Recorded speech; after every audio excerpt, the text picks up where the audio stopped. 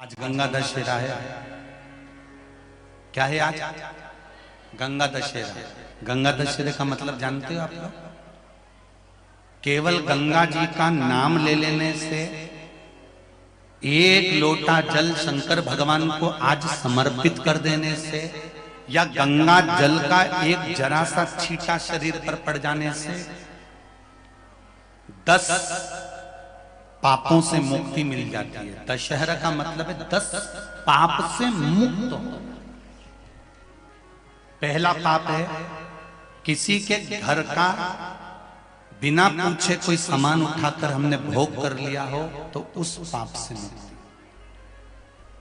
गंगा दशहरे के 10 पाप से मुक्ति दिलाता है गंगा दशहरा। दूसरा, किसी ब्राह्मण किसी गुरुजन को मुख से अपशब्द कह दिया हो तो आज ही का दिन है जिस दिन पाप कर्म से मुक्ति मिल जाती है। तीसरा, किसी स्त्री को, किसी नारी को, किसी कन्या के प्रति, स्त्री के प्रति, नारी के प्रति अगर गलत सोच लिया हो या गलत कर्म हमने कर दिया हो तो उस पाप से मुक्ति गंगा दशहरे का दिन दिला देता है। चौथा,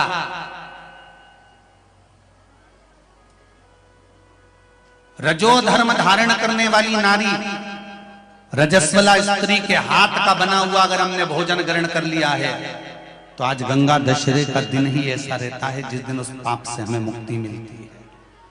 पांचवा, किसी के यहां सूतक, सूतक जानते हो सभी लोग, या सावड़। सूतक का मतलब होता है किसी के यहाँ कोई मर गया और उसके यहाँ का तुमने भोजन या पानी ग्रहण कर लिया। सावड़ का मतलब होता है किसी के यहाँ बच्चा हुआ, तुम्हें मालूम नहीं था, उसके घर का 8 दिन का 10 दिन का तुमने भोजन या पानी ग्रहण कर लिया। सूतक या सावड़ का भोजन या अन्न पानी ग्रहण कर ले तो 5वें नंबर का गंगा दशहरे का वर्णन करता है कि 5वां पाप, इस पाप से भी लोगों को मुक्ति मिल जाती है। 6ठे नंबर का वर्णन आया, किसी मंदिर की जगह पर या धर्म की जगह पर अपना कब्जा कर लिया हो या धर्म की जगह को अपना बना लिया हो तो उस पाप से मुक्त होने का एक साधन 6ठे नंबर का। 7वें नंबर का, झाड़ू लगाते समय, बुआरी लगाते समय छोटे छोटे जीव झाड़ू के नीचे मर जाते हैं तो उसके पाप से मुक्ति गंगा दशहरे का दिन दिला देता है। 8वें नंबर का, 8वें नंबर, जिस समय हम भोजन ग्रहण कर रहे हों और हमारे दरवाजे पर कोई व्यक्ति आकर बैठा हुआ है और हमने उसको भोजन का नहीं पूछा या उसका मुख झूठा ना कराया तो उस दोष से वंचित हो जाए, उस दोष को समाप्त कर दे, वो गंगा दशहरे का दिन। 9वें नंबर का, बेटी की शादी करी और बेटी की शादी करने पर बहुत सारा कन्यादान आया। उस कन्यादान में साड़ियां ज्यादा आ गई, सामान ज्यादा आ गया, मिक्सर 2 सेट आ गए, डिनर के 2 सेट आ गए और मायके वालों ने 1 सेट अपने घर में रख लिया और उस मिक्सर में खूब सामान पीस पीस के खाया, खूब निपटाया। बेटी के कन्यादान का सामान घर में रखकर उसका भोग करने पर जो पाप लगता है 9वें नंबर का कहता है गंगा दशहरे का दिन उस पाप को धो देता है।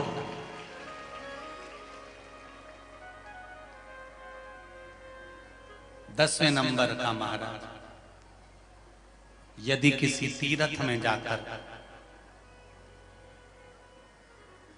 हमने कोई गलत काम करा होता है तो गंगा दशहरे का ये आज का दिन हमारे पाप को वो धो देता है।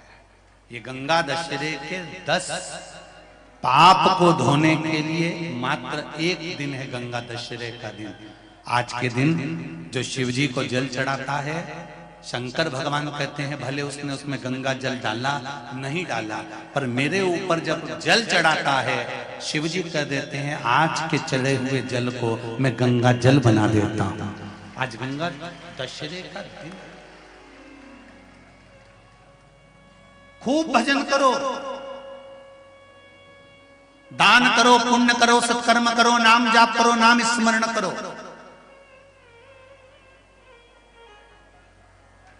और शिव मंदिर में चढ़े हुए जल का थोड़ा सा सिंचन जरूर करो। कोई सहज नहीं है गंगा का जल फिर निवेदन करूंगा आप सभी से। कल कल करता हुआ जब बहकर गोमुख से निकलता है, ना जाने कितनी औषधियों को लेकर, ना जाने कितनी औषधियों को लेकर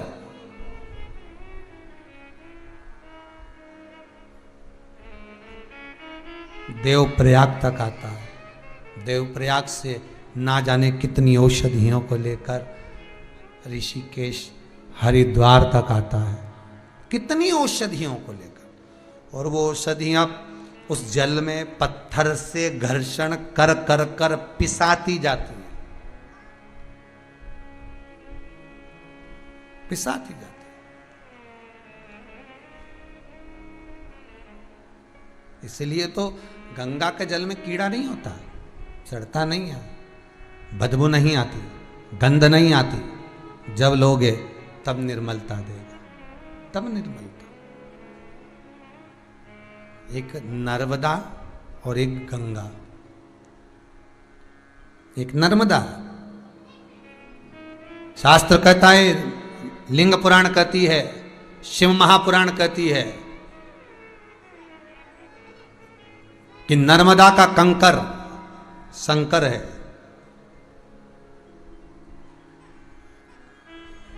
गंगा का कंकर गौरी शंकर है। बहुत ध्यान दीजिएगा महाराज। गंगा और नर्मदा, नर्मदा का एक एक कंकर शंकर का भाव व्यक्त करता है। आप नर्मदा जी, शिव महापुराण की कथा में पहले भी कहा आपको, जब शिवलिंग कथा कह रहे थे, शायद पिछले वर्ष की बात होगी। अगर आप लोगों ने नहीं सुनी हो तो हमारे चैनल पर जाकर और उस कथा को निकालकर अवश्य श्रवण करें। जब हमारे चैनल पर पहुंचेंगे सब्सक्राइब कर उस चैनल पर कथा को निकालिएगा, पिछले वर्ष की शिवलिंग शिव महापुराण कथा सुनिएगा। उसमें वर्णन किया था कि आप पारद का शिवलिंग बनाओगे, आप पन्ने का शिवलिंग बनाओगे, मूंगा का शिवलिंग बनाओगे या पुखराज का शिवलिंग बनाओगे, पत्थर का शिवलिंग बनवाओगे, मार्बल का बनवाओगे, काले पाषाण का बनवाओगे, जितने भी शिवलिंग का आप निर्माण करोगे, इनकी प्राण प्रतिष्ठा, इनकी सिद्धता आपको करवाना पड़ेगी। इनको सिद्ध करवाना पड़ेगा घर में रखने से पहले। इनको प्रतिष्ठित का भाव देना। भले स्थायी नहीं करेंगे, भले प्रतिष्ठित नहीं करेंगे, पर चलित मूर्ति भले उठाएंगे स्नान कर, पर उसको सिद्ध तो करना पड़ेगी, इनको सिद्ध करना पड़ेगा। पर एक नर्मदा जी का कंकर, नर्मदा जी में से निकला हुआ एक पत्थर, नर्मदा जी में से निकला हुआ एक कंकर, नर्मदा जी के जल से निकला हुआ एक पाषाण, आप उसको अभिषेक कराएं ना कराएं, आप उसको सिद्ध कराएं ना कराएं, आप उसको प्रतिष्ठित कराएं ना कराएं, वो अपने आप में प्रतिष्ठित होता है। जहां रख दिया जाता है वहां सिद्ध हो जाता है, जहां रख दिया वहां सिद्ध है। नर्मदा का कंकर शंकर है, नर्मदा का कंकर शंकर।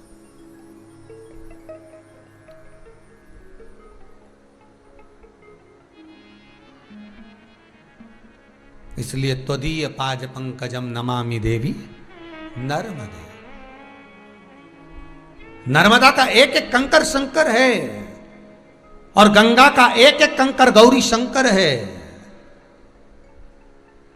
गंगा की एक बालू, गंगा की एक रेत, उसका एक कण गौरी शंकर है, एक एक कण गौरी शंकर है हमारा, अलग नहीं, केवल शंकर नहीं, गौरी शंकर। तो गौरी शंकर क्यों कहा? गंगा के कंकर को गौरी शंकर क्यों कहते हैं? गंगा की बालू रेत को गौरी शंकर क्यों कहते हैं? गंगा के जल में से निकला हुआ पाषाण गौरी शंकर क्यों कहलाता है? क्यों कहते हैं उसको? लिंग पुराण कहती है, जब भगवान शंकर के तेज पुंज को सूर्यदेव अग्निदेव ने लाकर गंगा जी को दिया, तो गंगा जी के जल ने शंकर भगवान के तेज पुंज को रखकर उससे पुत्र को प्रकट किया। 6 पुत्र गंगा के जल से प्रकट हुए थे, षडानंद कार्तिकेय। जब वो 6 पुत्र उत्पन्न हुए, रोते एक साथ, दूध पीते एक साथ, बड़ी दुखी हो गई गंगा मैया। तब गंगा जी ने विचार करा क्या करा जाए। गंगा जी ने ऋषियों की पत्नी कृतिकाओं को बुलाया। कृतिकाओं, इन पुत्रों को आप संभाल लो। कृतिकाओं ने एक एक पुत्र बांट लिए, उनको संभालने लगी, पर वो 6 ही रोए तो एक साथ, दूध पिए तो एक साथ, पानी पिए तो एक साथ, बड़ी दुखी हो गई कृतिकाएं। कृतिकाओं ने सोचा करे क्या।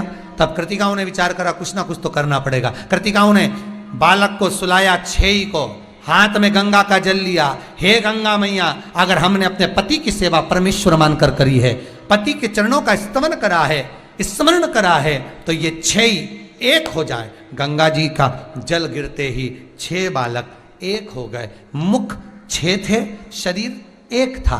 कृतिकाओं ने एक करा था, इसलिए गंगा जी ने उनका नाम कार्तिकेय रख दिया था।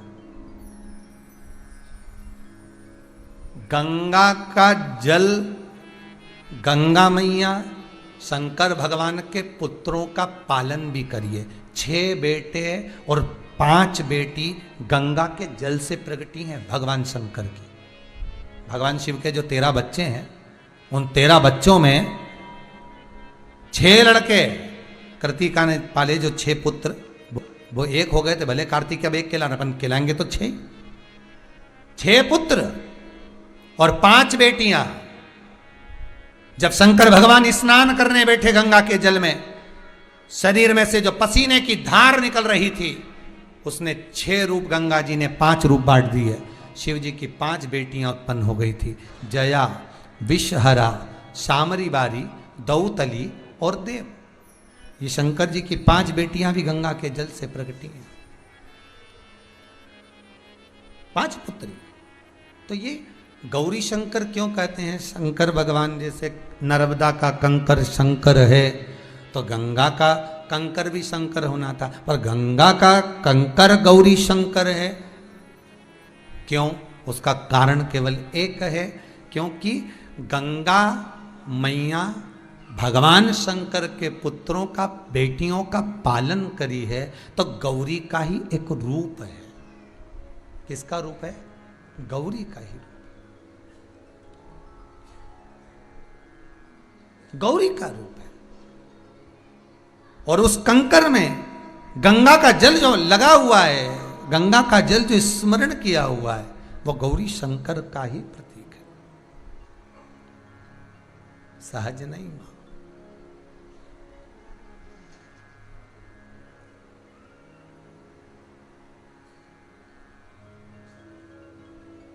मानो तो मैं गंगा माहूं, ना मानो तो बहता। ये आपके ऊपर है, आप क्या मान सकते हो गंगा जी को।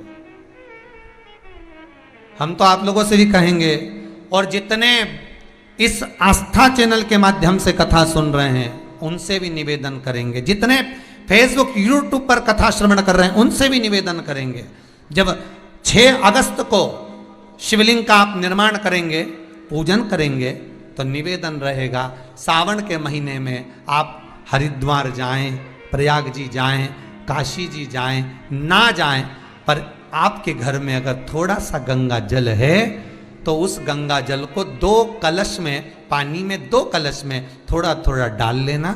और जैसे कांवड़ चढ़ाते, कांवड़ चढ़ाते कैसे? कांवड़ ऐसे नहीं चढ़ाते कि एक ही हाथ से चढ़ाते। कांवड़ चढ़ाने का नियम रहता है, 2 बोतल रहती है, 2 कलश रहते हैं, दोनों कलश को एक साथ लिया जाता है और शिव पर एक साथ चढ़ाया जाता है, उसको कहते हैं कांवड़। अगर एक ही कांवड़ चढ़ा दी जाती है तो उसका कोई महत्व नहीं है, दोनों जल एक साथ चढ़ना चाहिए।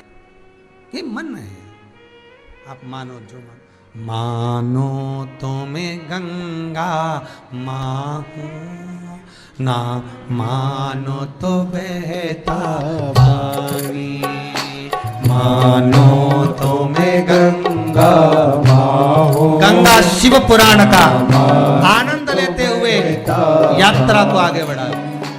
मानो तो मैं गंगा माहूं, ना मानो तो बहता पानी।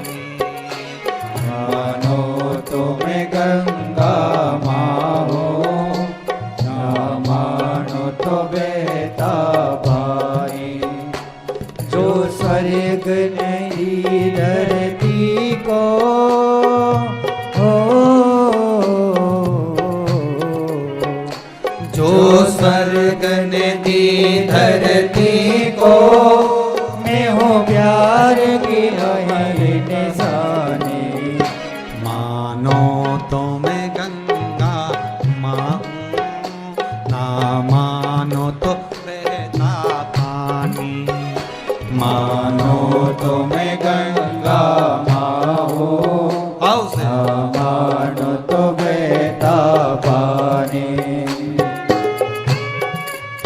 युग से मैं बहती आई नील गगन के नीचे, युग युग से मैं बहती आई नील गगन के नीचे। सदियों से मेरी धारा ये प्यार धरती सींचे, सदियों से मेरी धारा प्यार की धरती सींचे। मेरी लहर लहर पे लिखी है हो, मेरी लहर लहर में लिखी है इस देश की अमर कहानी।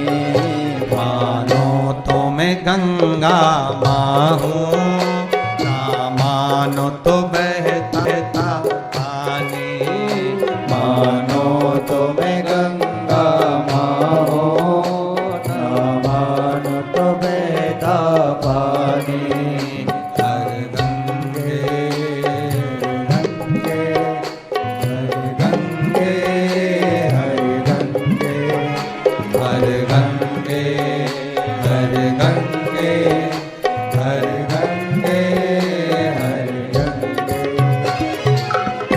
गंगा माँ निरंतर अविरल बहती हुई जीव का कल्याण सुख करने वाली है, कोई सहज नहीं वो। कितना बल होगा उस गंगा के जल में, ध्यान दीजिएगा। तारकासुर को मारने के लिए किसी की जरूरत पड़ी तो शिव के पुत्र की, भगवान शंकर के पुत्र की।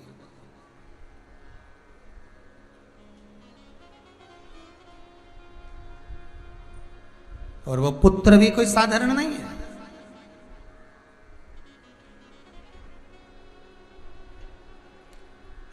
वो पुत्र भी साधारण नहीं, वो पुत्र भी अगर प्रकट हुआ है तो गंगा के जल से प्रकट हुआ है। उस गंगा के जल का प्रबलता कितनी होगी कि माता पार्वती ने कार्तिकेय जी से कहा, सुन कार्तिकेय, सुनो कार्तिकेय, ये तारकासुर के हृदय में, चित्त में, वृत्ति में शिव बैठे हैं। अगर तुम संहार करना तो इसके हृदय को ठेस ना पहुंचे, उसका ध्यान रखना। इसके हृदय को ठेस ना पहुंचे, इसका ध्यान रखिए। जीवन में एक बात हमेशा अपने जीवन में उतार कर रखिए कि कर्म ऐसा कर कर चलिए कि किसी की चित्त वृत्ति में, किसी के हृदय में आपके द्वारा कभी ठेस ना पहुंचे।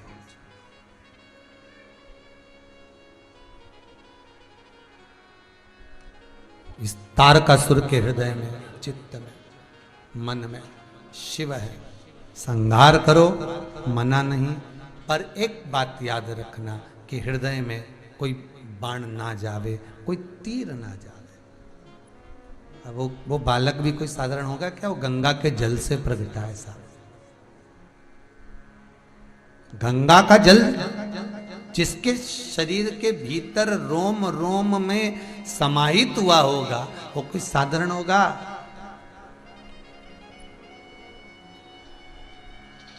बहुत कठिन है महाराज। जितने भारत की भूमि पर उस मां गंगा का उद्गम स्थल गौमुख से लेकर गंगा सागर तक के बीच में जहां जहां गंगा मैया बहकर जा रही है, जहां जहां से गंगा माँ निकल कर जा रही है, उस गंगा की धार के दोनों ओर जितने भी तट पर लोग रहते हैं, चाहे वो कोई भी हो, जितने भी निवास करते हैं, उन सब के पावन चरणों को हमारी ओर से, ये गंगा शिव पुराण की ओर से नमन है, क्योंकि आप गंगा के तट पर रहकर गंगा का नित्य स्मरण करते हैं। चाहे वो किसी भी वर्ण का हो, चाहे ब्राह्मण हो, क्षत्रिय हो, वैश्य हो, शूद्र हो, कोई भी हो, उसको नमन है यहां से कि गंगा का जल प्रतिदिन आपको स्पर्श कर रहा है, आप गंगा के जल को स्पर्श कर रहे हैं।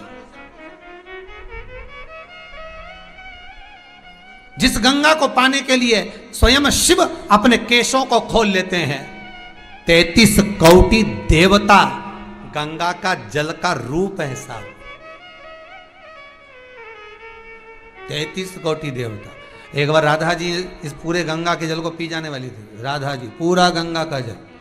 तब भगवान शंकर ने पार्वती जी को भेजकर समझाया था, देवी भागवत में लिखा है। कई लोग पूछते हैं कहाँ से बोल रहे हैं महाराज जी, तो बोलते जाते हैं इसमें से बोल रहे हैं, पढ़ लेना, देवी भागवत में लिखा है। राधा जी पूरा गंगा जल पीने वाली थी, तब पार्वती जी को भेज दिया गया। पार्वती माता ने जाकर समझाया, क्या कर रही हो राधा, राधा इस गंगा ने मेरे साथ छल किया है, मेरे पति को एक दृष्टि से निहार रही है, देख रही है, क्रोध आ गया मुझे, इसलिए मैं इसको पीना चाहती हूँ। उठा लिया हाथ में राधा जी ने। तब पार्वती मैया मना करी, रुको गंगा, इस राधा इस गंगा को मत पियो, ये भगवान के चरणों में जाने दो इसको। गंगा छूट कर ठाकुर के चरणारविंद से चिपक गई, लिपट गई।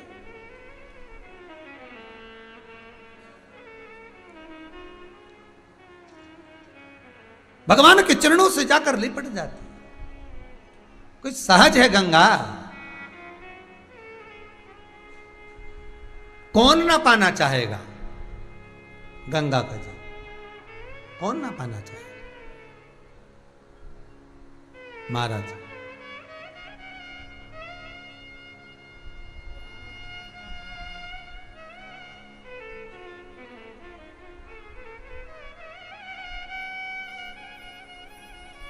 शिव का स्मरण तारकासुर ने साधा, और साध कर जो बाण चलाए हृदय को नहीं लगे, शरीर गया तारकासुर का। कार्तिकेय जी महाराज का जय जय हुआ। बोल गंगा महारानी की जय।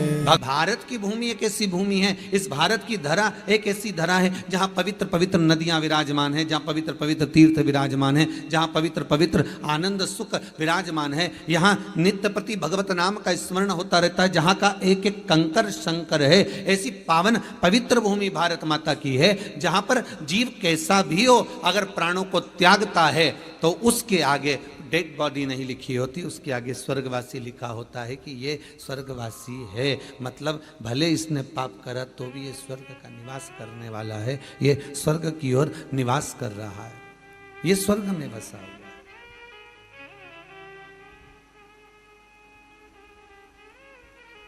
पवित्र भूमि,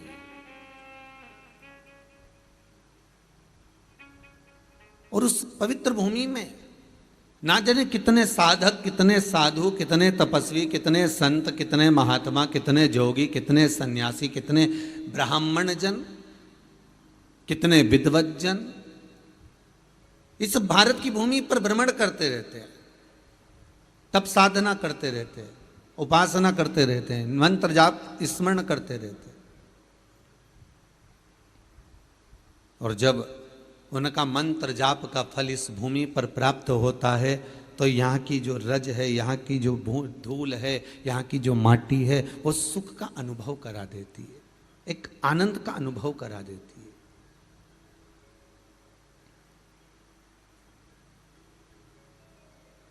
श्री भागीरथ बाबा गंगा जी को लेकर आए।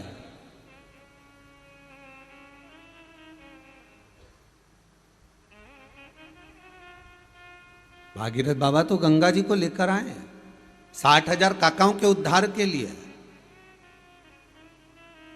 और वो गंगा भी बहती हुई गौमुख से लेकर चलते चलते चलते चलते वो गंगा भी कलकत्ता तक जब पहुंची है, गंगा सागर तक जब पहुंची है,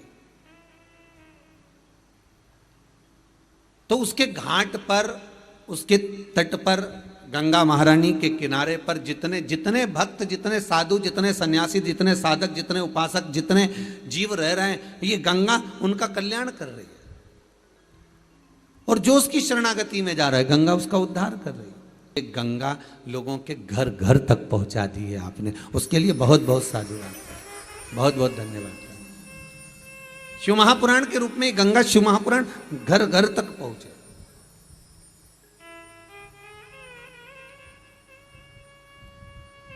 घर घर तक। कुछ तिथियां होती हैं, जिन तिथियों में अगर आप रोज गंगा का जल शंकर को नहीं चढ़ा सकते, तो शिव महापुराण कथा कहती है, स्कंद पुराण कहती है, विष्णु पुराण कहती है, गर्ग संहिता कहती है, गीता पुरुष गोरखपुर का कल्याण का गंगा अंक कहता है कि कुछ तिथियां भारत की भूमि पर ऐसी वर्णित है जिन तिथियों में भी गंगा का जल हम शिव को अगर एक बूंद भी समर्पित कर रहे हैं, गंगा का जल मात्र एक आधी चम्मच भी, आचमन जितना भी अगर हम शिव को समर्पित कर रहे हैं, तो उसका सुख आनंदित है। जैसे पंचमी तिथि, नवमी तिथि, दशमी तिथि, एकादशी, प्रदोष, पूर्णिमा, अमावस्या, ये तिथियां हमारे यहाँ जो दी गई हैं, इन तिथियों में अगर हम गंगा का मात्र थोड़ा सा जल भी अगर जल के पात्र में डालकर गंगा जी का जल थोड़ा सा भी शिव के पास लेकर जा रहे हैं, तो ये एक भाव अपने भीतर होना चाहिए कि आप केवल गंगा का जल साधारण शिव मंदिर में समर्पित नहीं कर रहे हो, आप गंगा का जल भले अपने घर से लेकर जा रहे हो और थोड़ा सा भी जल ले जाकर अगर शिव को समर्पित कर रहे हो, तो तुम्हारे भीतर ये भाव होना चाहिए कि मैं गंगोत्री से जल भरकर सीधे रामेश्वर में ले जाकर गंगा के जल को समर्पित कर रही हूँ। श्रावण के महीने में या अन्य महीने में आप शिव को समर्पित कर रहे हैं, ये आपके भीतर एक भाव उत्पन्न होना चाहिए।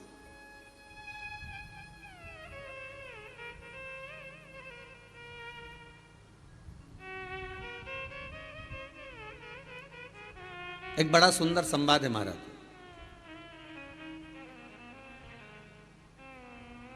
वही कथा फिर आ गई है जिसका हम वर्णन कर रहे हैं कि बोंडे परिवार इस गंगा जी को लेकर घर घर तक पहुंचा रहे, कथा वहां पहुंच रही है, ध्यान दीजिएगा थोड़ा। वहां गौमुख से निकली, गंगोत्री से निकली, चलते चलते चलते चलते वो गंगा सागर तक पहुंची है। हरिद्वार, ऋषिकेश, प्रयागराज सब जगह से निकलती हुई चली गई है, पर केवल वहीं तक नहीं, जन जन तक।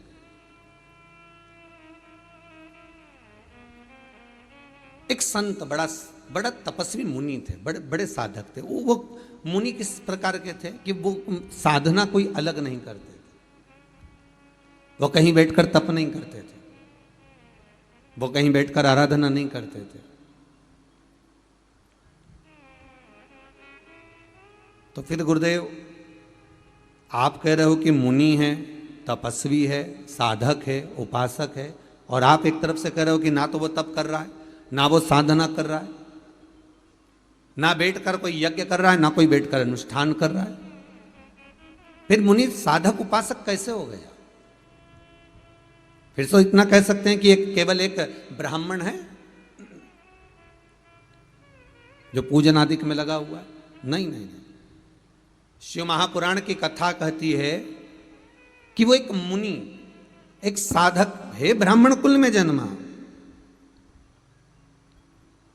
पर बड़ा तपस्वी किस चीज का था? तो शिव पुराण कहती है उसको एक तप साधना थी कि वो कहीं अगर भगवान की कथा होती थी, कहीं अगर शिव महापुराण मिल जाए, कहीं भागवत पुराण मिल जाए, कहीं रामायण मिल जाए, कहीं गीता मिल जाए, कहीं भगवान का गुणगान करना मिल जाए, या कोई संतों का सानिध्य या संतों का समागम अगर कहीं प्राप्त हो जाए, कहीं भगवत चर्चा प्राप्त हो जाए, तो उस जगह पर जाकर बैठ जाता था। एक भगवान की कथा में जाकर बैठना भी एक तपस्वी का भाव है, एक साधक का भाव है, एक साधना है, एक आराधना है, एक तप है, एक भगवान को प्राप्त करने का, भगवान को अपने भीतर उतारने का एक स्थान है।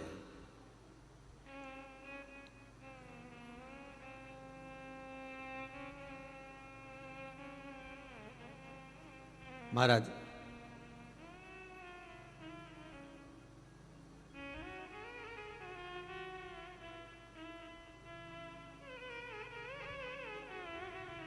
काशी में ढूंढा तुझे, उज्जैनी में पाया है।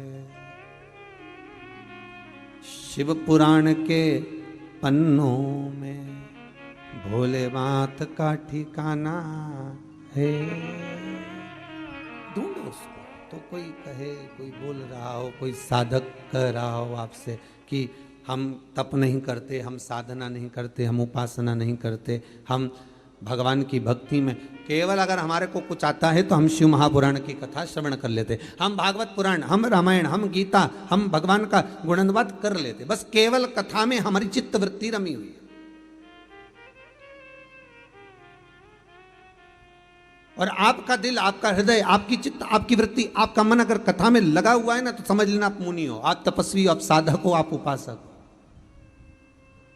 ये कई लोगों ने प्रश्न लिखकर भेजे हैं, बहुत सारे प्रश्न हैं और बहुत सारे संवाद भी हैं महाराज। इसमें कई लोगों ने लिखा है कि हम पहले कथा नहीं सुनते थे, किसी ने लिखा है कि हम पहले शिव मंदिर नहीं जाते थे, फिर किसी ने लिखा है कि हम भगवान का भजन करना नहीं जानते थे, हम शंकर पर जल कैसे चढ़ाएं हम वो नहीं जानते थे। पर हमको सीख मिल गई, हमको कुछ सीखने को प्राप्त हो गया, हमको कुछ मिला है।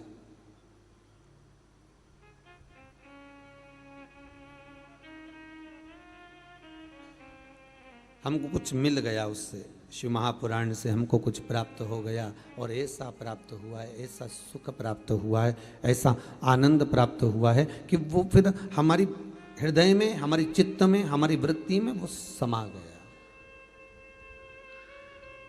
वो हमारे भीतर उतर गया। वो मुनि नहीं है, वो तपस्वी नहीं है। ना उसने बैठकर कोई साधना करी है, ना उसने बैठकर कोई तप करा है, ना उसने बैठकर कोई साधना करी, ना तप करा, ना साध्या, कुछ भी नहीं करा, फिर भी उसको मुनि कहा गया, फिर भी उसको तपस्वी कहा गया, फिर भी उसको साधक कहा गया। कारण क्या था? बस एक कारण था कि जहां कथा होती थी वहां चले जाता था।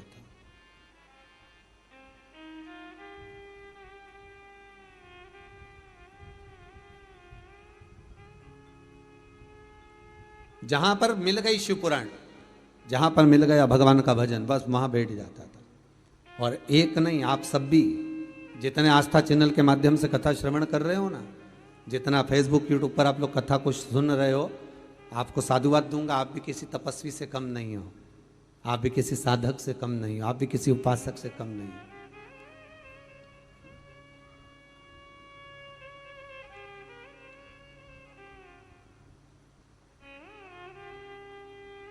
तीन घंटा एक आसन से एक जगह बैठकर कथा का रसस्वादन जरा करिए, कथा को जरा अपने भीतर उतारिए और चित्त को, वृत्ति को, मन को, हृदय को, दिल को भगवान में जरा लगा कर रखिए,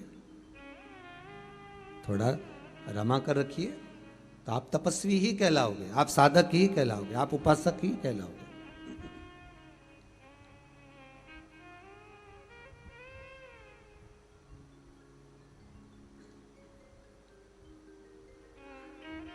आपकी उपासना हो गई। वो ब्राह्मण केवल मुनि का जो वेश रखता है और भगवत की चर्चा में, भगवान के स्मरण में डूबा रहता।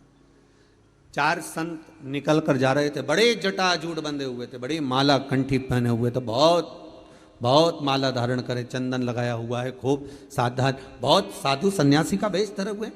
और ये व्यक्ति कहीं से शिव महापुराण की कथा, कहीं से भगवान की चर्चा कर कर आ रहा था। और इसके पास में वो जो जाने वाले व्यक्ति थे, उन्होंने, चार संतों ने आकर पूछ लिया, भैया, ओ भैया, तुम मुनि के वेश में लग रहे हो, तुम तपस्वी के वेश में लग रहे हो, वस्त्र भी तुम तपस्वी ऐसा धारण कर कर रखे हो, पर एक मन में एक प्रश्न है, हम यहां से हरिद्वार जाना है, आप हमको रास्ता बता दोगे क्या हरिद्वार जाने का? उसने पूछा, काहे के लिए जाना है? अरे गंगा का स्नान करने जाना है हमको। अच्छा अच्छा अच्छा, गंगा स्नान के लिए जा रहे हो? हाँ, चले जाओ, यहाँ हमको देखो, हम जानते तो नहीं हैं, तो आप इस गांव के नहीं हो क्या? हम गांव के ही हैं, कितने साल हो गए गांव में रहते रहते? लगभग हमको हो गए 50 साल 100 साल। हमारे दादा वगैरह भी यहीं रहते थे, पर हम जब पैदा हुए हमारी उम्र हमारी 50 साल की हो गई, हम कितने साल से रह रहे हैं? अच्छा ठीक है। गंगा किधर है आपको मालूम नहीं है क्या?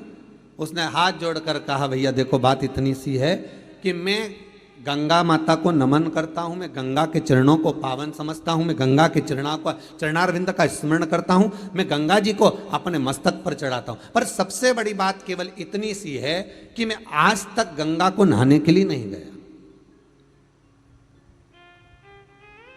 कितने दूर है यहां से? पूछा, बस मैंने सुना है यहां से 42 किलोमीटर की दूरी पर गंगा जी है। 42 किलोमीटर दूरी पर आना, और तुम कभी नहाने नहीं गए? नहीं नहीं नहीं, नहीं मेरा जाना नहीं हुआ। तो गंगा का रास्ता तो देखा होगा? पता नहीं, पर तो लोग कहते हैं इधर से जाते हैं, लोग कह रहे हैं इधर से जाते हैं। अब मैंने देखा तो है नहीं, मैंने जानता तो नहीं। अच्छा अच्छा, ठीक ठीक ठीक। संतों को आ गया क्रोध, चारों संतों ने मिलकर एक साथ कहा कैसा मूर्ख है, कितना पागल व्यक्ति है। 42 किलोमीटर दूर गंगा जी विराज रही है, 42 किलोमीटर दूर गंगा विराजमान है, और 42 किलोमीटर दूर ये आज तक गंगा नहाने नहीं गया, तो इसके बराबर पापी कौन होगा?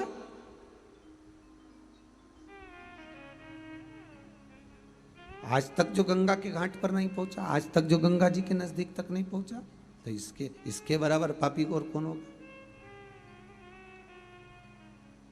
चारों ने कह दिया तेरे जैसे पापी का हमने कहां मुख देख लिया, कहां हमने मुंह देखा, तेरे जैसे पापी का कहां हमने मुख देख लिया, कहां मुख देखा। चारों हर गंगे हर गंगे हर गंगे कहते कहते गंगा जी के घाट पर हरिद्वार के उधर जाने लगे, गंगा को ढूंढने के लिए, गंगा को पाने के लिए जा रहे। चारों जब चले हरिद्वार पहुंच गए, किसी से पूछा यहां हरिद्वार है? हाँ ये हरिद्वार है, पर यहां गंगा जी तो दिख नहीं रही है, गंगा तो नहीं दिख रही है, गंगा कहाँ है? भैया हरिद्वार तो यही और गंगा भी यहीं थी, पर पता नहीं कहाँ चली गई। उन्होंने कहा चलो और आगे गंगा जी को देखते, ऋषिकेश पहुंच गए, यहां भी गंगा नहीं है। ढूंढते ढूंढते और आगे बढ़े, और आगे, और ढूंढते ढूंढते ढूंढते ढूंढते गंगोत्री तक पहुंच गए, पर गंगा नहीं मिली।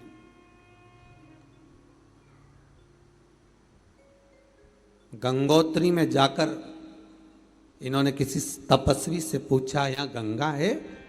हाँ ये गंगोत्री है, ये गंगोत्री, और यहां तो गंगा रहती है, तो हमें तो गंगा दिख नहीं रही है, कहीं गंगा नजर आ नहीं रही है। फिर गंगा गई कहां? पता नहीं। तपस्वी से पूछा कि गंगा कहां है? तो तपस्वी बोलते गंगा तो यही है, पर हमको लगता है कि तुम चार संतों ने ज्ञान गंगा का अपमान कर दिया, किसी मुनि का, तपस्वी का, साधक का, उपासक का तुम अपमान कर कर आए,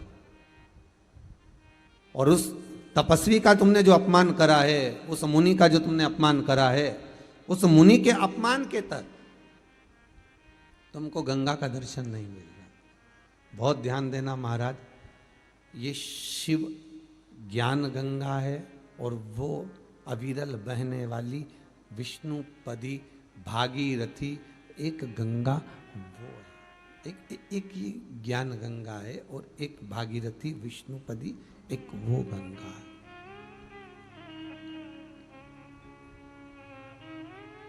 दोनों में अंतर है। कभी आपके भीतर ये गम नहीं होना चाहिए, कभी आपके भीतर ये भाव नहीं उत्पन्न होना चाहिए कि मैं गंगा नहीं गया। अगर जो शिव महापुराण की कथा में रमे हुए हैं ना, जो शंकर की कथा को रोज प्रतिदिन श्रवण कर रहे हैं, भगवान की भक्ति को जो धारण कर रहे हैं, भगवान की कथा को जो नित्य श्रवण कर रहे हैं, उनके भीतर ये भाव जागृत होना चाहिए कि गंगा मेरे से दूर नहीं, गंगा मेरे करीब में है।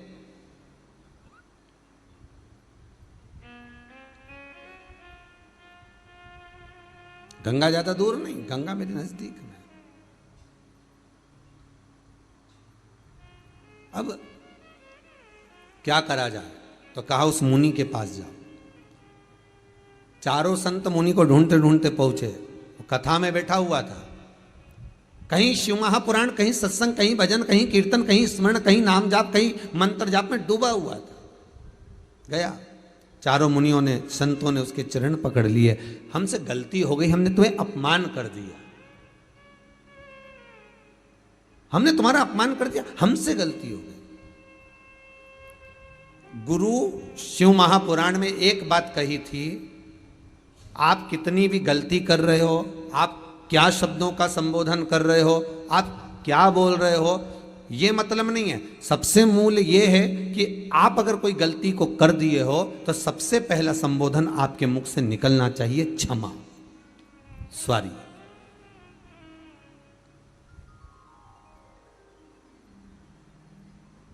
एक बात आपको कही थी गुरु महिमा में कि घर से जब निकला करो ना, तो भगवान देवाधिदेव महादेव का नाम लेकर श्री शिवाय नमस्तुभ्यम।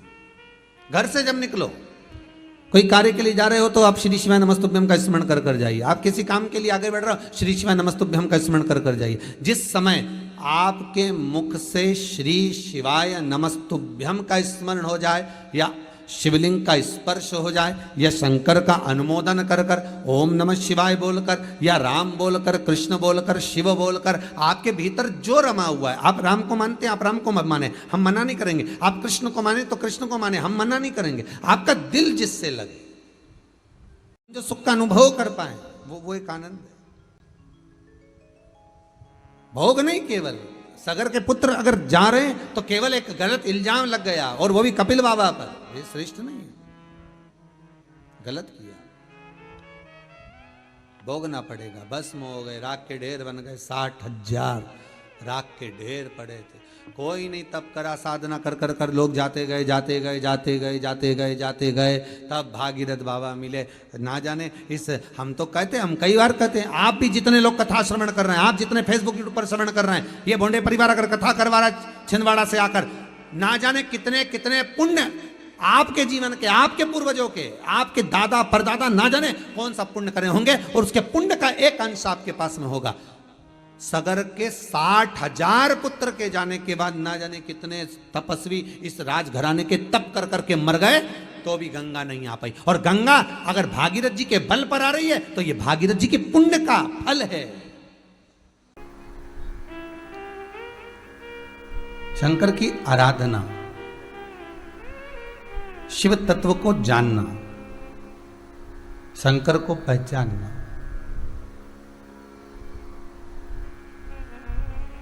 संपूर्ण विश्व के ब्रह्मांड के जितने भी साधक हों, उपासक हों, संत हों, साधु हों, सन्यासी हों, तपस्वी हों, ये सब भले तप करे हों, भले साधना करी हो, पर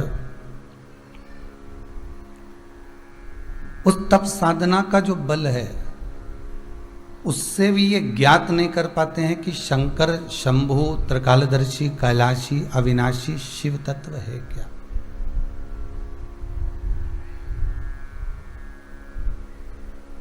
शिव तत्व में है क्या, शंकर में ऐसा क्या है कि केवल जल चढ़ा देने से भी शिव हमारे को प्राप्त हो जाता है, या शंकर हमारे मन के भाव को जान जाते हैं।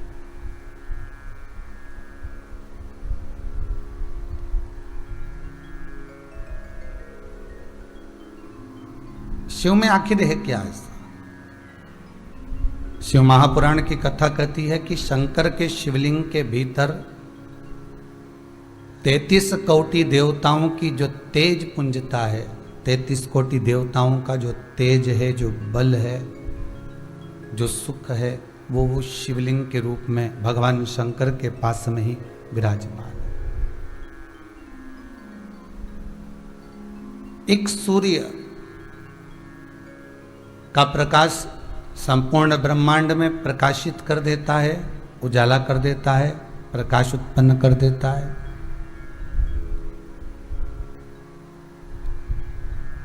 संपूर्ण ब्रह्मांड में एक सूर्य का प्रकाश चारों तरफ प्रकाश उत्पन्न कर देता है।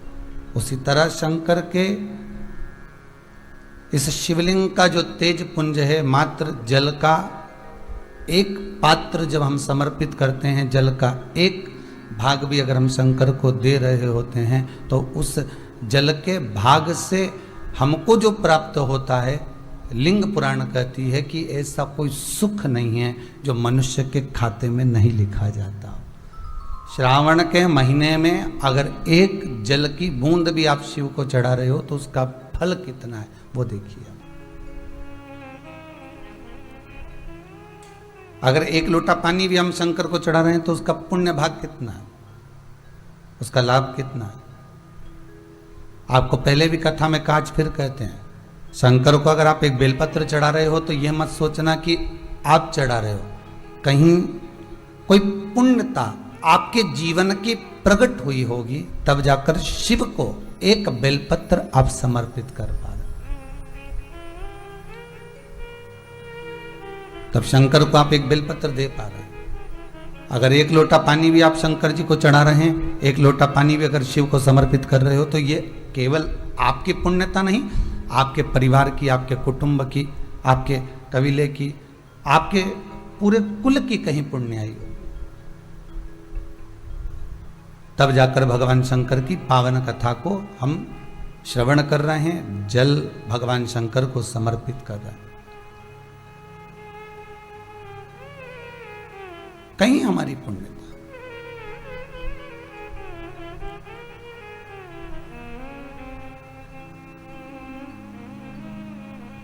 कितना सुंदर लिखा है गर्ग संहिता के अंतर्गत, मुख से हर हर महादेव निकल जाना, या मुख से ओम नमः शिवाय निकल जाना, या श्री शिवाय नमस्तुभ्यम का स्मरण निकल जाना, या राम या कृष्ण का नाम निकल जाना।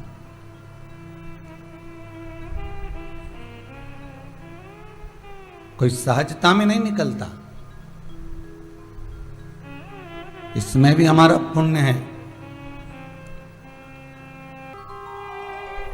गंगा के घाट पर एक व्यक्ति, एक ब्राह्मण, एक विद्वान ब्राह्मण गंगा के घाट पर प्रयागराज में निवास करता था, और वह प्रयागराज में रहने वाला ब्राह्मण गंगा के पार जाकर कथा कहने जाता था, प्रवचन देने जाता था। जब वो प्रवचन देकर आता था तो उसको एक बार आवाज सुनाई दी, भैया रुको, भैया ए पंडित जी थोड़ा सा रुक जाओ, थोड़ा प्रवचन हमको भी दे जाओ, थोड़ा सा ज्ञान हमको भी दे जाओ, थोड़ी कथा हमको भी सुना जाओ। उसने आवाज लगाई, इसने पलट कर देखा, ब्राह्मण ने कोई दिख नहीं रहा। ब्राह्मण पलट कर देख रहा है तो कोई नजर नहीं आ रहा। ब्राह्मण चले गया, दूसरे दिन फिर गया, फिर आवाज आई, फिर कोई बोला, भैया रुक जाओ, पंडित जी थोड़ा सा ज्ञान हमको दे जाओ। पंडित जी ने देखा आखिर ये रोज रोज कौन बोलता है। पंडित जी का ध्यान गया तो एक मगर बैठा हुआ था, और वो मगर चिल्ला कर कह रहा था, पंडित जी आप मेरी ओर देखो, मैं मगर की योनि में हूं, मैं बोल सकता हूं, मुझे ये वर प्राप्त है, मेरा निवेदन स्वीकार करोगे? आप इतनी दूर कथा वाचने जाते हो, इतनी दूर आप प्रवचन देने जाते हो, मां दक्षिणा कितनी मिलती है? तो इतने में पंडित जी ने कहा, मैं क्या को दक्षिणा बताऊं तेरे को? नहीं, दक्षिणा कितनी मिलती है तो बोलो। पंडित जी ने बोला, तुरंत एक सिक्का मुझे प्राप्त होता, एक मुद्रा मुझे प्राप्त होती। एक सिक्का मिलता है ना आपको? हाँ, मगर बोला एक सिक्का, एक मुद्रा मैं आपको दूंगा, आप इतनी दूर प्रवचन देने जाते हो, उसकी जगह प्रवचन मुझे दे दो। ठीक है।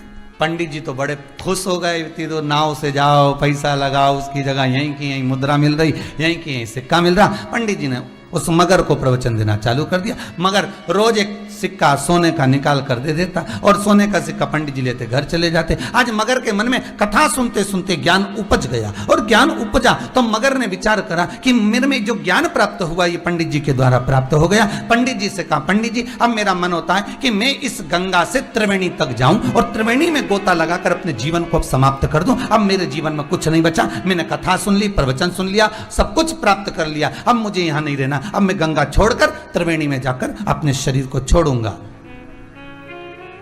पर मेरा एक मन है, जिस घड़े में से मैं सिक्का निकाल कर लाता था वो घड़ा मैं आपको देना चाहता हूं, आप उस घड़े को रख लीजिए जिससे आप आनंद पाएंगे। पंडित जी तो खुश हो गए, भले कथा नहीं करना पड़े, भले प्रवचन नहीं करना पड़े, पर घड़ा तो मिल गया नहीं सोने से भरा हुआ। पंडित जी ने घड़ा लिया, लाओ लाओ जरा ला के दो, पंडित जी को घड़ा दिया। पंडित जी इतने खुश होकर इतना ठाका लगाकर मुस्कुराकर जाने लगे, अब ये जाए त्रिवेणी नहाए और मैं घड़ा लेकर जाऊं। और पंडित जी घड़ा लेकर जैसे ही जाने लगे इतने में मगर खूब तेज ठाका लगाकर हंसा। जैसे ही हंसा तो पंडित जी ने पूछ लिया कि तू हंस क्यों रहा?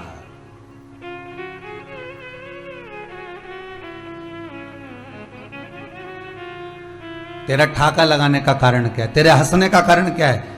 तेरे मुस्कुराने का कारण क्या है? तो इतना हंस क्यों रहा है? उसका क्या कारण है?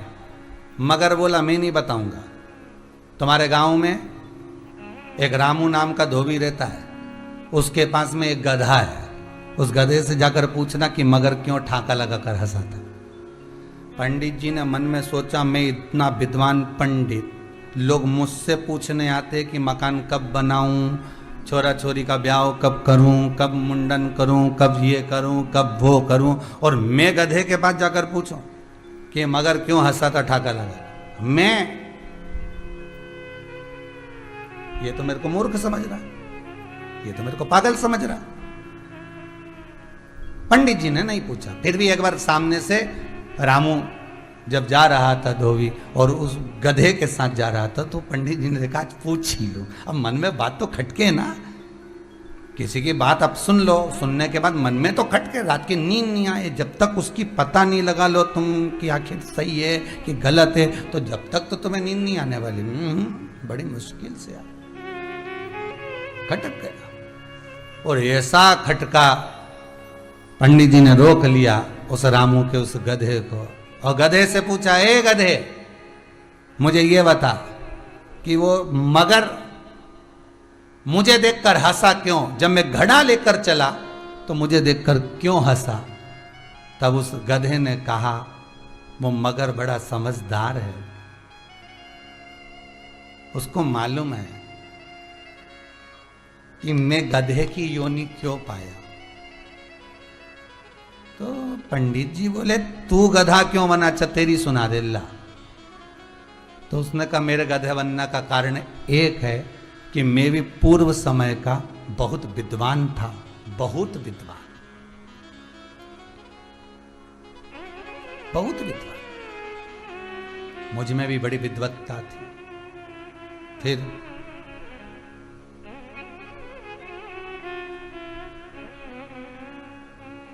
मैंने भी बड़ी विद्वत्ता प्रदान करी लोगों को,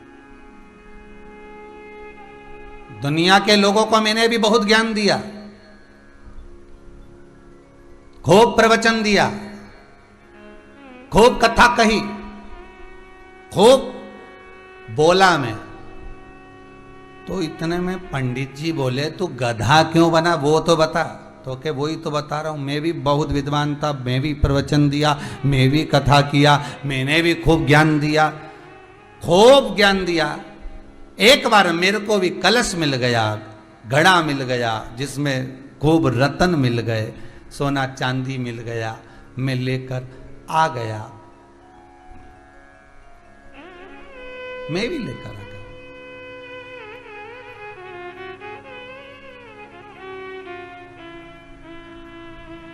गधे की योनि क्यों मिली वो तो बता।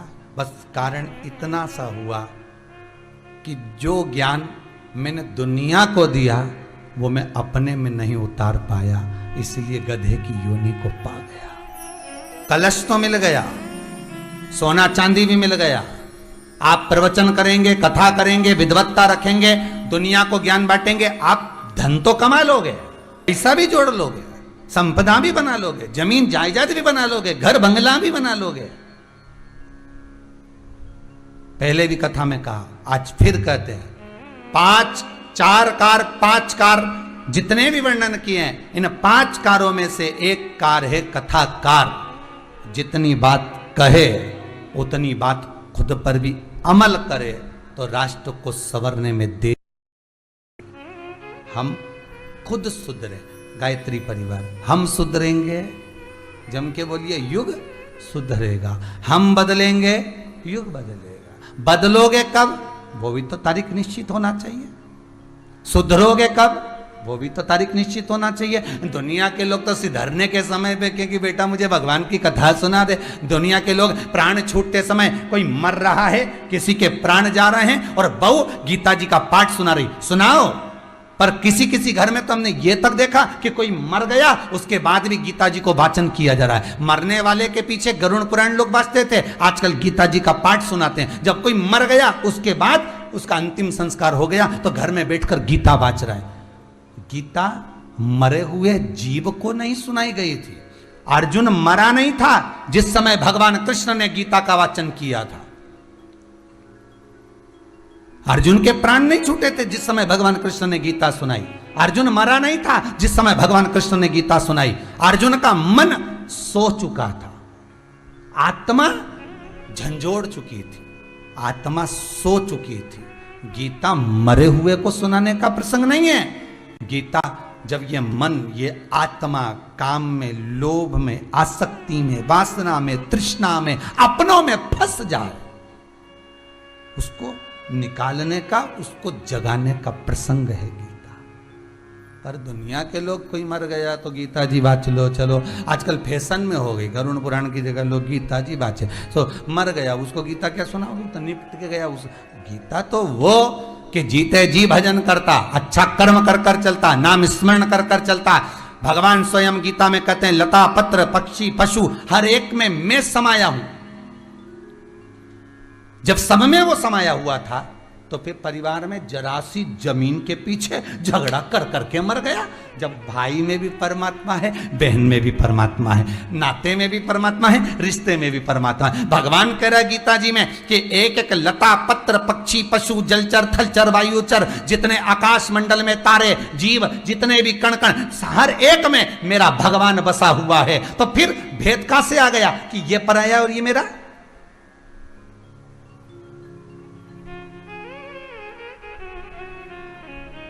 जेठानी के बच्चे को अगर चाय बना कर दी, कम दूध की दे दी, खुद के बच्चे को चाय बना कर दी, ज्यादा की दे दी। दुकान पर खुद का बेटा आया, निकाल कर 500 का नोट दे दिया, और भाई का बेटा आया, निकाल के 100 रुपए दे दिए। ये भेद कहां से आया? अरे सीधी सीधी प्रसंग है, तुझ में रब दिखता है यारा, मैं क्या करूं। हर एक में अगर भगवान बसा हुआ है, गीता के शब्दों पर अगर हम चले, हर एक में परमात्मा अगर बसा हुआ है, हर एक के भीतर अगर परमात्मा समाया हुआ है, तो हमारे भीतर ये कपट, हमारे भीतर ये छल, हमारे भीतर ये बेईमानी कहां से आ सकती?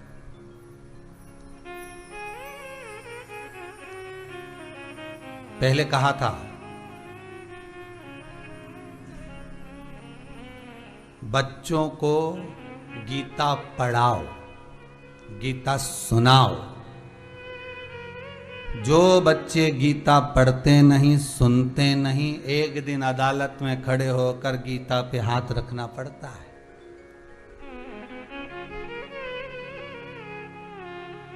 जिनने पढ़ी नहीं, जिनने सुनी नहीं, वो करेंगे क्या? फिर गीता पर हाथ रखेंगे। आपके बच्चों को गीता पर हाथ रखने की जरूरत ना पड़े, ऐसा संस्कार हमारे बच्चों को देते हुए चलिए, ऐसा ज्ञान हमारे बच्चों को देते हुए चलिए कि फिर गीता पर हाथ ना रखना पड़े।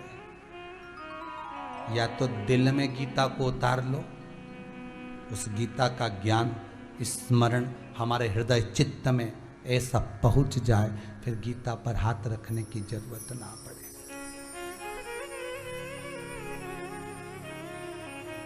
भगवत गीता की बात चल रही, नहीं तो तुम पड़ोसन गीता की बात कर लो। तुम्हारा क्या भरोसा, सुनने वाले बड़े चतुर चतुर होते हो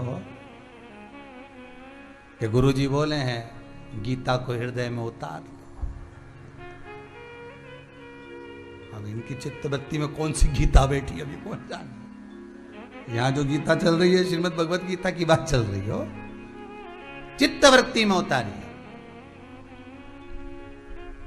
हृदय में उतारी, श्रवण शक्ति में उतारी, जरूरत नहीं। क्यों मिला, ये गधे की योनि क्यों प्राप्त हुई, ये गधे की योनि हमें क्यों प्राप्त हुई, उसका कारण केवल इतना सा है कि हम अपने जीवन में जो बोले वो उतार नहीं सके।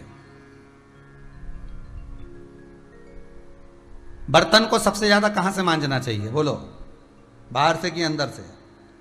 अरे बोलो जम के, बाहर से कि अंदर से? जितने लोग आस्था पर कथा सुन रहे हो, जितने यूट्यूब फेसबुक पर सुन रहे हो, बड़े प्रेम से बोलो बर्तन को ज्यादा बाहर से मांजना चाहिए कि अंदर से मांजना चाहिए? तो कहा बर्तन को अंदर से मांजना चाहिए। आप बाहर से अगर बर्तन को मांज दोगे और अंदर से अगर वो बर्तन बेकार है और उसमें तुमने दूध रख दिया वो फट गया, बेकार हो गया, कोई सामग्री रख दी वो बेकार हो गई, कोई सामग्री को पधरा दिया वो बेकार हो गया। तो बर्तन को जितना बाहर से मांज रहे हो उससे ज्यादा बर्तन को अंदर से मांजना चाहिए।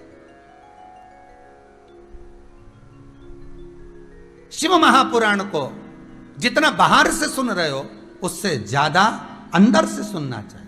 पुराण भीतर पहुंच गई, जीवन का आनंद पा गई। पहले की माताएं कितनी चतुर होती थी, कितनी चतुरता होती थी पहले की माताओं में। आप भी देखना, आपके गांव के आसपास में, आपके मोहल्ले में, आपके पड़ोस में, आपके रिश्तेदारों में पुरानी पुरानी माताओं को देखना, आज भी पर्स नहीं रखती, पैसे को पल्लू में बांध के रखती। बोलो सही है कि गलत है? पहले की माताएं पर्स नहीं रखती थी, पैसे को पल्लू में बांध कर रखती थी। और आज की माताएं क्या करती है, वो चामड़े के पर्स में पैसे को रख देती है। मालूम पड़े कथा सुनने जा रही थी, कहीं जा रही थी, सब्जी वाले के यहाँ जा रही थी, कहीं बाजार जा रही थी और ऑटो में बैठ के गई, मालूम पड़े वो चामड़े का पर्स ऑटो में ही छूट गया। कथा में जा रही थी, मालूम पड़े वो चमड़े का पर्स वहीं छूट गया। बोलो सही है कि गलत है?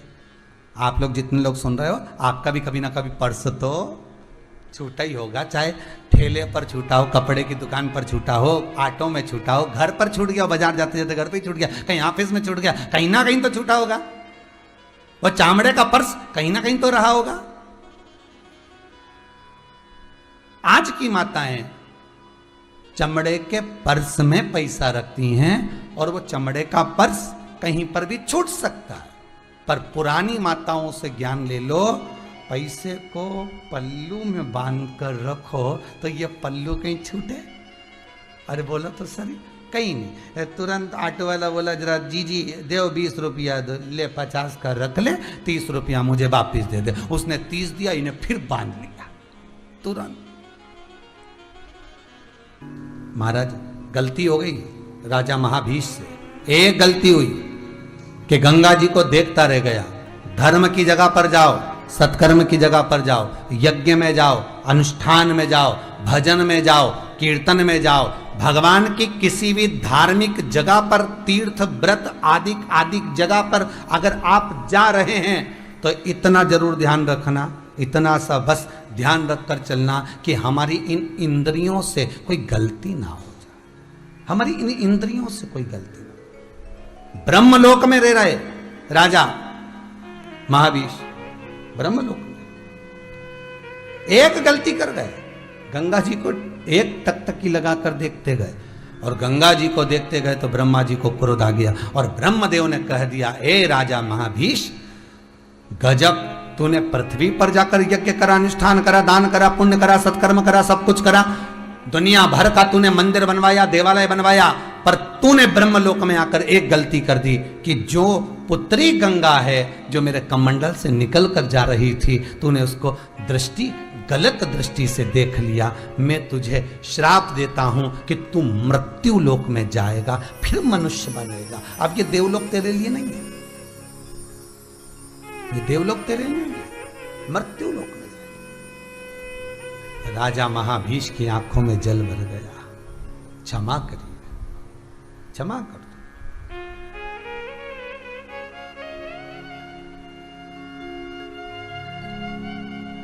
क्षमा करिए, ब्रह्मा जी कहते हैं जिस गंगा को तूने देखा है मेरी सभा में, यही गंगा मृत्यु लोक में तेरी पत्नी बनेगी, तेरा अपमान यही गंगा करेगी। और जिस दिन तेरे भीतर गंगा से द्वेष उत्पन्न होगा तब तू इस श्राप से मुक्त होगा। और वही राजा महाभीष शांतनु बने। शांतनु बने तो उनके बनने का भी क्रम कुछ अलग ही था। उनके बनने का भी क्रम एक अलग था। राजा शांतनु कुरुवंश में हस्तिनापुर में राजा प्रतिपदा हुए। राजा प्रतिपदा जिनके 3 पुत्र थे, 2 पहले नंबर का देवपति, दूसरे नंबर का बहलिका। देवपति राजा प्रतिपदा का पहला पुत्र है, जिसके शरीर में कुष्ठ रोग हो गया था और जिसने सब कुछ त्याग दिया था और गंगा जी के घाट पर भगवान का भजन करने के लिए चला गया। दूसरे नंबर पर ब्रह्मलिका, जो सब कुछ छोड़कर भगवान का हो गया था। नाना जी के घर चले गया, फिर वहां से भगवान का हो गया। ये 2 पुत्र हो गए। एक बार प्रतिपदा एकांत में बैठकर भगवान का स्मरण कर रहे थे। इनका चेहरे का जो तेज था बड़ा बड़ा प्रबल था। पहले भी कथा में कहा है, क्रीम की चमक 1 महीना 20 दिन 15 दिन 4 दिन 3 दिन 2 दिन 1 दिन 24 घंटा, इससे ज्यादा नहीं रहेगी। क्रीम की चमक 6 महीना 1 साल 2 साल 15 दिन 8 दिन 3 दिन 14 दिन 15 दिन से ज्यादा नहीं रहेगी। पर अच्छे कर्म की चमक जिंदगी भर रहती है। अच्छा कर्म करोगे तो चेहरा चमकता रहेगा। अच्छा कर्म करोगे ललाट चमकता रहेगा। अच्छा कर्म करोगे तो तुम्हारे नयनों में भी तेज उत्पन्न हो जाएगा। अच्छा कर्म करोगे श्रवण शक्ति में भी तेज उत्पन्न हो जाएगा। अच्छा कर्म करोगे वाणी में तेज उत्पन्न हो जाएगा। पहले पहले की माताएं, पहले पहले की बेटियां, पहले पहले के बच्चे अच्छा कर्म करते थे तो उनके मुंह से जो निकलता था वही हो जाता था। कई कई माताएं कहती हमारी सास जो बोलती वही हो जाता। कारण क्या है? सास के मन में कपट नहीं, सास के मन में पाप नहीं।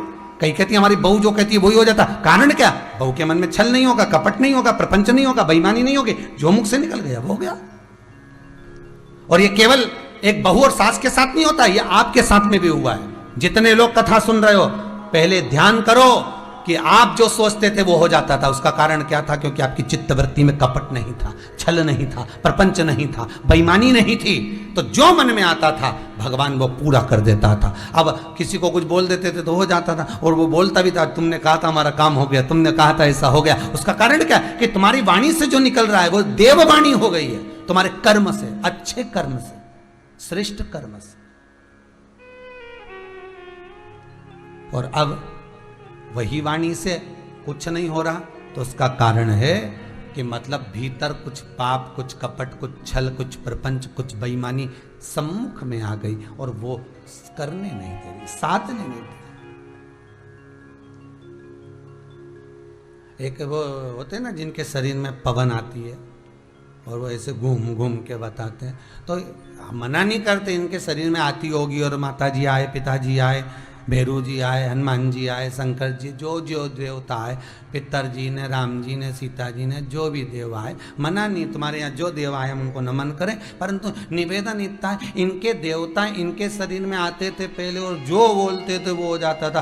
अब क्यों नहीं हो? तुम्हारे मन में भी था हम तो उनके यहाँ जाते थे, तब राती जगह देते थे, हम पहले ऐसा करते थे और तुरंत वो जो बोलते थे तुरंत हो जाता था। पर आप तो ये घूमे खूब, पर बोले हो कि ये कर लो उसके बाद भी नहीं हो। उसका कारण क्या है? मतलब मन में कहीं जाओ साहब, एक नारियल ले आना, 2 अगरबत्ती ले आना, थोड़ा चना चिरौंजी ले आना, तो और अगरबत्ती और नारियल घूमे तो फिर देवता किधर घूमे बताओ? तुम बोलो रे जितना सुन रहे हो। अगर ये अगरबत्ती, ये नरियल, ये चना चिरौंजी नी घूमे नी तो देवता घूमे, और अगर ये घूमे तो देवता नहीं घूमे। बस इतनी सी बात याद कर।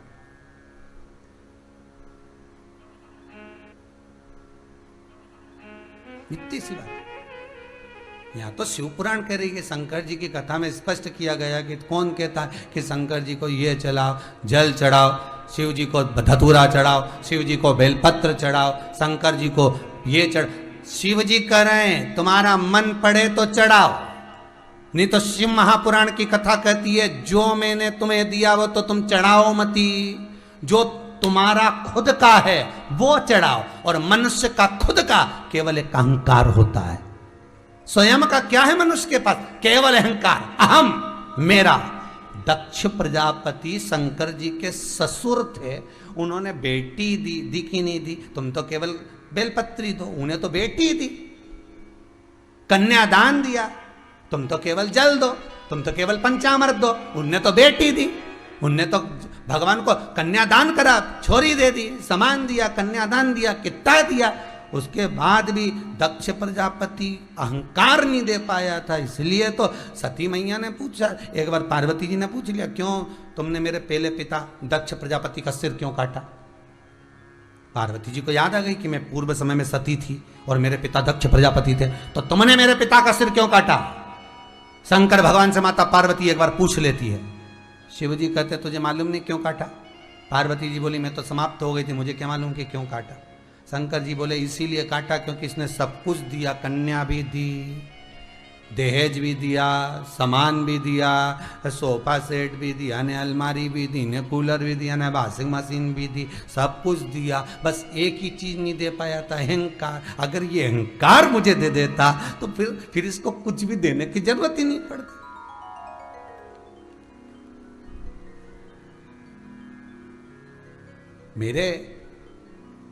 मेरी माताओं से एक निवेदन और बेटियों से निवेदन है, जितों की बेटियां, जितनी कुंवारी बेटियां हैं ना, जिनकी शादी नहीं हुई, उनसे हाथ जोड़कर निवेदन है, बेटियां याद रखना, तुम अलमारी लाना दहेज में, मना नहीं हो। फ्रिज लाना दहेज में, मना नहीं हो। कपड़ा भी ले आना, मना नहीं है। पेटी भी ले आना लोहा की, नहीं लोहा की तो बंद हो गई, अटैची लाते हो गए, अटैची ले आना, मना नहीं है। चप्पल भी ले आना, मना नहीं है। पर निवेदन है अहंकार लेकर मत आना, अहंकार को घर छोड़कर आना। मम्मी से क्या ना, मम्मी ये अहंकार तू धर ले, मेरे ससुराल में मैं सब ले जाऊंगी पर अहंकार लेकर नहीं जाऊंगी। और बस ससुराल में एक बार तुम्हारे मुंह से नहीं निकलना चाहिए कि मेरे पिता ऐसे और मेरा भाई ऐसा और तुम मुझे अभी जानते नहीं हो। 2 मिनट में ये अहंकार नहीं तो क्या, ये घर छोड़ के आना था। पर सब कुछ लाई ने अलमारी में भर के फिर अहंकार लिया, तो क्या मतलब का?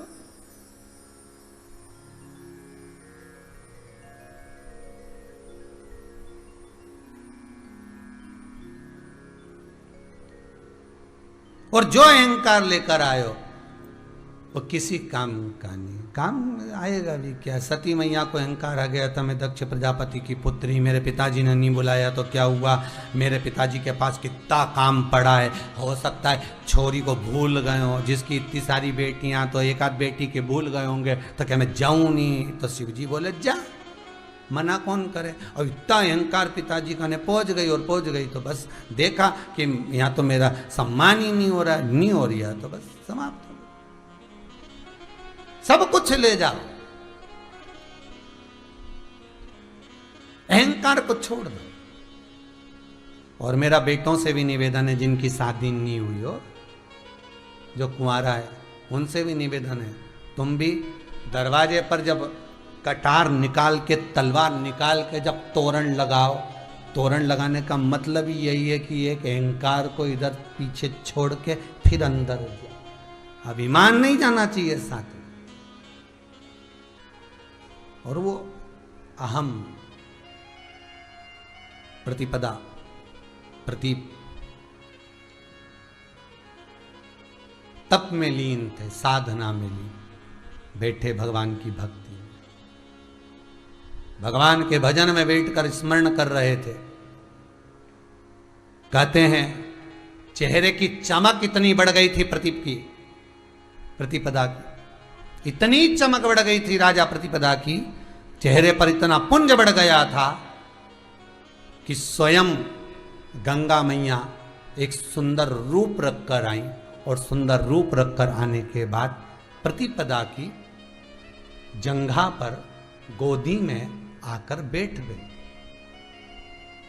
जो गंगा मैया ने आकर बैठी, प्रतिपदा के नेत्र खुल गए। नेत्र खुले तो उन्होंने पूछा, आप कौन हो? मैं गंगा।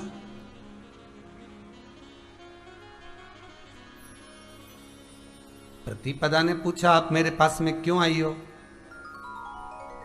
मेरे नजदीक में क्यों आई हो?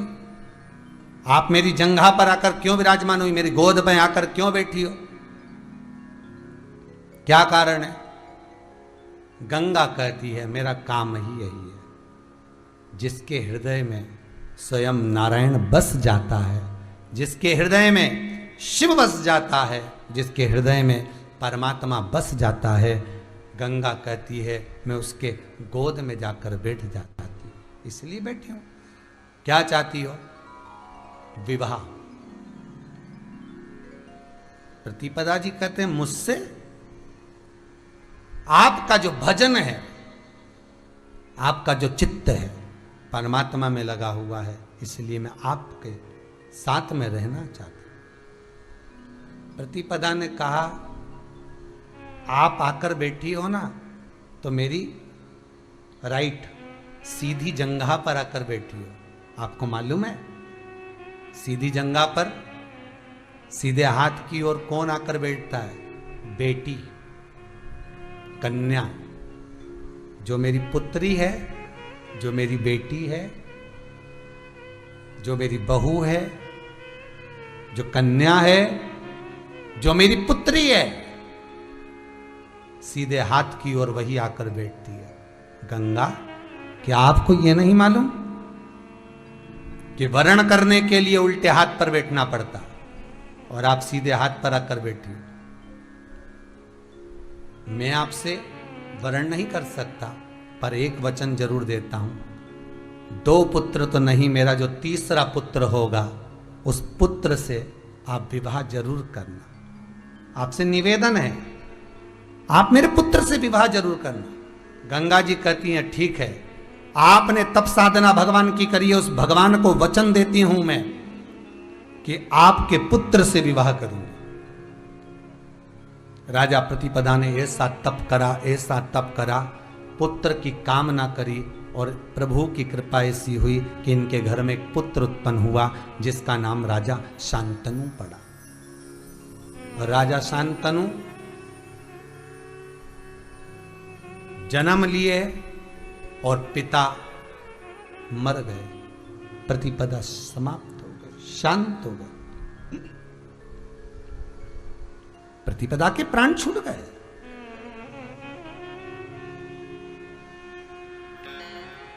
प्रतिपदा चले गए और प्राण छूटे। कभी कभी होता है, बच्चा जन्म लिया, मर गया, किसी की आयु कम है, मर गया,